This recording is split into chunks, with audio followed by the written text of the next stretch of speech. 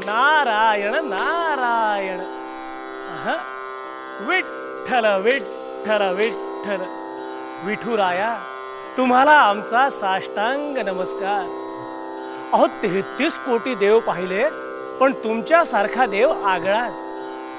भक्त पुंडलिकानं वीट फेकली आणि तुम्ही त्या विटेवर उभे राहिलात आणि तेही चक्क 28 युगे. विठ्ठल विठ्ठल विठ्ठल. भक्तांच्या प्रेमावर एवढा लुब्ध होणारा दुसरा देवच नाही. बरं भक्तांचंही तुमच्यावर अलोट प्रेम. सर्व संकटांना सामोरं जात लाखो भाविक पंढरपुरात तुम्हाला भेटायला येतात. आहा काय ती गर्दी, काय ती दिव्य शोभा. अहो अशी शोभा स्वर्गातही पाहायला मिळणार नाही. विठ्ठल विठ्ठल विठ्ठल. अहो विठ्ठल नावाचं हे ब्रह्मतेज पंढरपुरात अवतरलं तरी कसं. द्वारकेचा सावळा कृष्ण भीमेच्या काठावर कटी हात ठेवून 28 युगे उभा आहे. का आणि कशासाठी. तर भक्तजन हो, कृष्ण आणि रुक्मिणीच्या प्रेमाची, विवाहाची आणि विरहाची जी कथा आहे त्या कथेच्या पोटी विठ्ठल अवताराचं बीज आहे. भक्तजन हो, कुंडनपूरचा राजा भीष्मक अतिशय थोर आणि पराक्रमी राजा होता. त्याची पत्नी शुद्धमती अतिशय सुंदर आणि प्रेमळ होती. लावण्यवती रुक्मिणी त्यांची लाडकी लेक. वयात आलेली तरुण कोवळी. एकदा बागेत विहार करत असताना तिच्या सखीनं मदन बुग्धेनं तिला कृष्णाबद्दल सांगितलं. रुक्मिणी रुक्मिणी रुक्मिणी. हं कसला विचार करताय. किंबहुना कोणाचा विचार करताय. आता तुझ्यापासून काय ते लपवायचं. माझ्या विवाहाविषयी माझे माता पिता खूप चिंतित आहेत. मला सुयोग्य वर मिळावा म्हणून माझ्या मातेने व्रत आरंभलंय. रुक्मिणी आपल्याला शोभेल असा सुंदर आणि पराक्रमी पुरुष मदनमुद्रेनं 2 दिवसांपूर्वीच पाहिलाय. म्हणजे तो इथे कुंडीनपुरात आहे. नाही रुक्मिणी, तो त्रिभुवन सुंदर मथुरेवर राज्य करतो. त्याच्या रूपाविषयी मी तुम्हाला काय सांगू. हजारो लाखो मदन त्याच्यावरून ओवाळून टाकले ना तरीही त्याच्या सौंदर्याची सर येणार नाही. सखे त्याचं नाव तरी सांग. आणि सखे पुरुषाने सुंदर असावं पण तितकंच पराक्रमीही असावं. अहो पराक्रमात तर त्याची बरोबरी करणारा अजून जन्माला यायचाय. हातात फूल धरावं ना तसं त्याने गोवर्धन पर्वत उचलला. जन्माला येऊन 6 दिवस नाही झाले तोच त्याने पूतना नावाची राक्षसीही मारली. त्याने जरासंधाला अनेकदा पराभूत केलंय.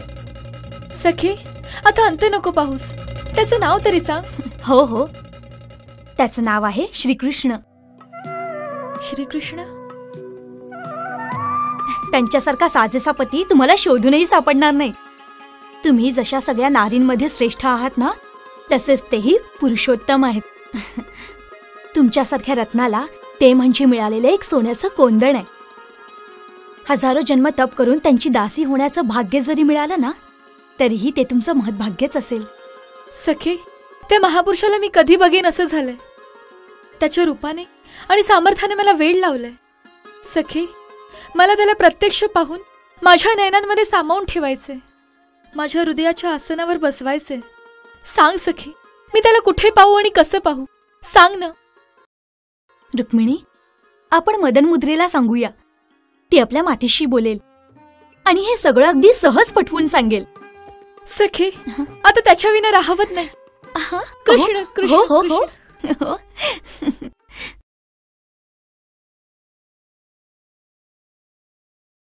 महाराज, काशीराजांचा भाट कल्याण कीर्ती आपणास प्रणाम करतो. यावं कल्याण कीर्ती यावं. आपलं शुभ स्वागत. खरंच महाराजांना पाहून डोळ्याचं पारणं फिटलं. महाराज भीष्मकांना भेटण्याचा योग आज आला. पण खरं सांगू महाराज, आपल्याबद्दल जे काही ऐकलं होतं त्यापेक्षा आपण खूपच पराक्रमी आणि दानशूर आहात यात संशयच नाही. धन्यवाद महाराज, धन्यवाद.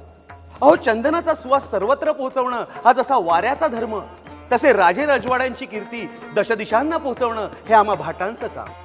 राजन, तुमच्या कंठात सरस्वती, करकमलात लक्ष्मी असल्यानं तुमचा मत्सर सर्वांनाच वाटतो आणि त्याचमुळे तुमची कीर्ती दशदिशांना पसरली. महाराज, आपल्यावर लुब्ध झालेली, अनेकांना हवी हवीशी वाटणारी पण सर्वांनाच न मिळणारी आपली ती लावण्यवती सर्वत्र संचार करते. अगदी महालांपासून ते झोपड्यांपर्यंत, मंदिरापासून ते मदिरा प्राशन करणाऱ्या मदिरा वीरांपर्यंत ती पोहोचले. तुम्ही काय बोलता आहात? आमची लावण्यवती? महाराज, त्या लावण्यवतीचं नाव आहे कीर्ती. अहो, कीर्ती सर्वांनाच हवीशी असते, पण ती मिळते फक्त आपल्यासारख्या पुरुष सिंहानाच. वा वा वा, तुमच्यासारखे भाट ज्यांच्या पदरी आहेत ते राजे धन्य आहेत. जन्मानं आणि वृत्तीनं भाट असल्यामुळे थोडं अधिक बोलणं आम्हाला आवडतं. पण महाराज, आमच्या शब्दबाणांमुळे आपल्याला त्रास तर नाही? नाही, मुळीच नाही कल्याणकीर्ती. आपले वाग्बाण इतके मृदू मुलायम आहेत की फुलांच्या पाकळ्यानं सुद्धा वेदना होणार नाहीत. आता आपल्या येण्याचं प्रयोजन सांगाल तर बरं होईल. महाराज, आपल्या भांडारात अनंत रत्न असतील, परंतु आपल्या पोटी रुक्मिणी नावाचं रत्न जन्माला आलंय. या त्रिभुवनात रुक्मिणीसारखं सुंदर आणि सुशील कन्या रत्न नाही, याचा सुगावा आम्हाला लागलाय. रुक्मिणीला तर तुम्ही पाहिलेलं सुद्धा नाही, मग तिचं वर्णन कसं काय करू शकता? महाराज, कीर्ती आणि अपकीर्ती या वाऱ्यावर स्वार असतात. क्षणात इथं तर क्षणात सर्वदूर पसरतात. जिभेवरचा शब्द पटकन स्वतःच्या आणि जनसामान्यांच्या ओठावर आणण्यासाठीच आमचा जन्म झालाय. महाराज, विधात्याची लीला अगाध असते. तो रत्न जन्माना घालताना त्याच्याबरोबर सोन्याचं कोंदणही तयार करतो. आपल्या सुंदर, सुशील, त्रिलोक सुंदर कन्येसाठी तिच्याहून सरस वर मिळेल यात तिळमात्र शंका नाही. तसं कशाला?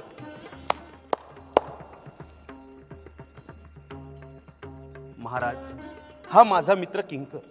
प्रणाम महाराज. याच्या गळ्यात गंधर्वाचे सूर आहे. सर्व भरतखंडाचं याला ज्ञान आहे. सर्व राजे रजवाड्यांना हा ओळखतो. आपल्या कन्येसाठी सुयोग्य वर हा नक्कीच सुचवेल. महाराज, आपलं नाव भीष्मक. भीष्मक म्हणजे भयंकर. आपण रणांगणावर भयंकर असलात तर देखील हृदयानं अत्यंत मृदू आहात.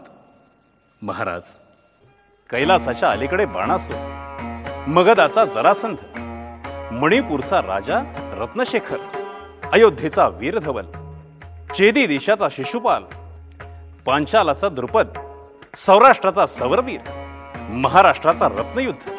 महाराज, राजे अनेक आहेत, शूर आहेत, देखणे आहेत, पराक्रमी आहेत, परंतु आपल्या कन्येच्या रुक्मिणीच्या सौंदर्याला आणि तुमच्या प्रतिष्ठेला शोभेल असा एकमेव सम्राट आहे